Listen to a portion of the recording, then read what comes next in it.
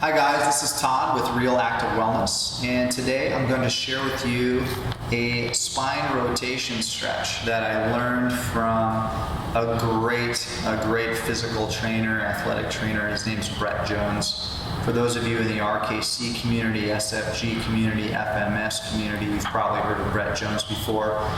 This is one of many things that I've learned from him that I really have began to appreciate more and more as years go by, to see what it does for clients, specifically as it relates to spinal mobility.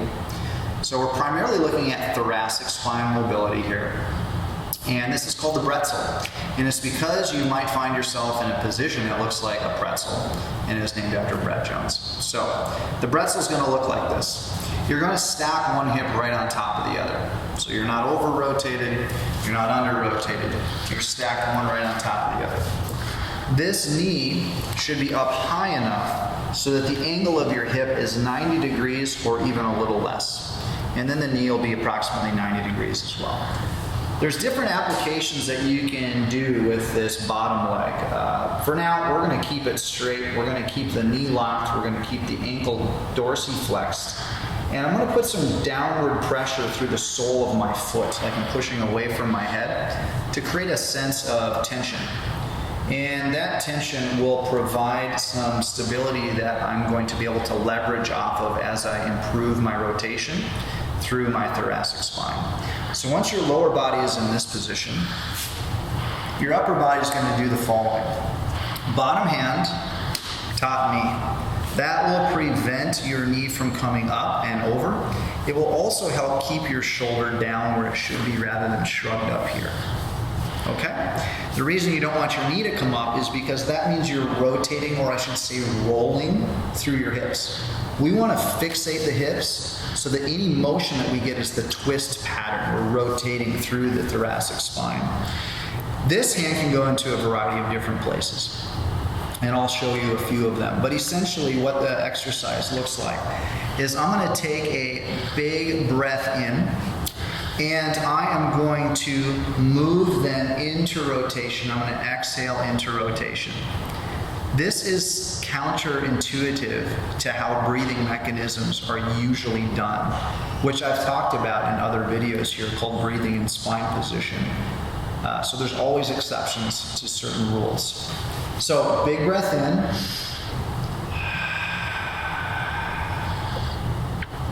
Big breath in, fill your belly with air. So you create stretch in the tissues all around the torso. That's where the stretch happens. And as you exhale, you get rewarded with more rotation.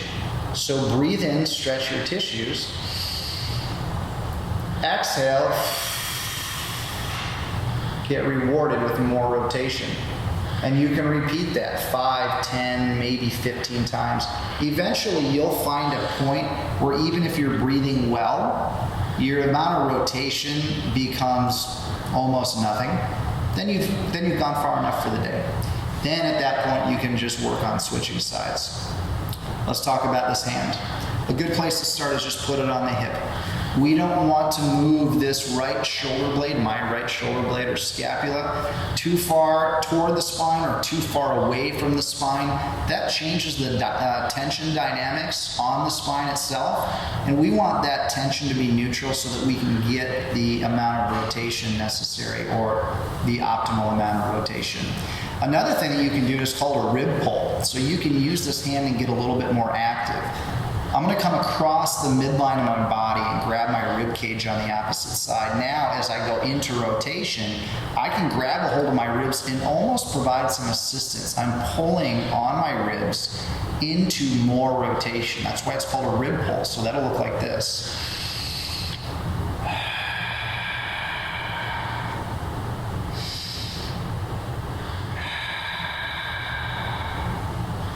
And you can see with each exhale, I'm able to rotate just a little bit more. And the reason is because I'm taking a full inhale into my torso, again, stretching those tissues.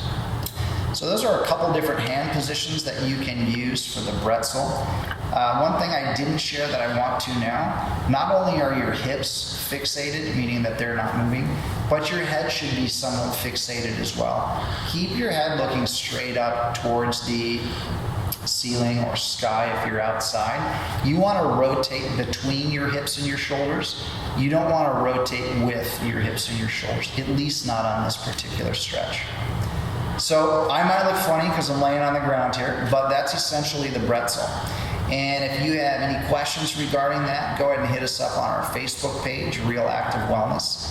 And I'm happy to address any questions and field any comments that you might have. Thanks for joining me today.